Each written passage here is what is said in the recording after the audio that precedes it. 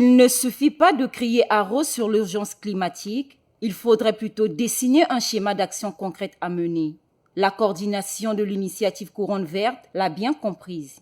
Elle a, autour d'une plaidoirie organisée ce 8 juillet 2022 à Brazzaville, échangé avec les professionnels de l'environnement afin de proposer des pistes de solutions pour mener à bien le combat de la protection de l'environnement au Congo. Aujourd'hui, on doit promouvoir toutes les initiatives qui portent sur l'environnement. Aujourd'hui, on doit promouvoir le secteur des énergies renouvelables. Aujourd'hui, on doit promouvoir l'entrepreneuriat sur des initiatives environnementales. Et les structures habilitées à le faire doivent pousser, doivent informer, doivent aider ceux qui ont compris qu'il fallait aider l'environnement. Et ensuite, ils doivent être leaders sur ces objectifs qui se fixent. Et ensuite, c'est là, dès lors qu'il y a un leadership, c'est là que tout Congolais sera impliqué par rapport à cela. Pour pouvoir pallier à tous ces problèmes, il est important tout d'abord passer à la sensibilisation. La sensibilisation nous permettra en fait de changer notre état mental.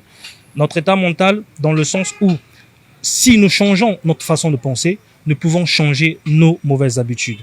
Et donc, c'est la raison pour laquelle nous avons organisé autant pour moi cette plaidoirie afin de pouvoir sensibiliser la population sur des questions d'enjeux environnementaux. Un combat qui intègre tous les niveaux de responsabilité. Notre plaidoirie a visé les ministères en charge, donc le ministère de l'Environnement, qui fait déjà de son mieux, mais qu'il faudrait multiplier les efforts.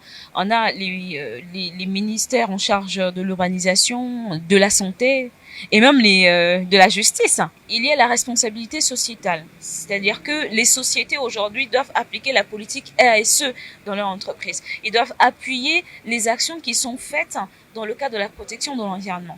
Et ensuite, il y a la responsabilité civile, donc des sociétés civiles que nous sommes, des ONG, des associations. À noter que la campagne Couronne Verte prendra fin le 30 juillet avec la présentation de ses ambassadeurs qui vont porter le fardeau de la cause écologique au Congo.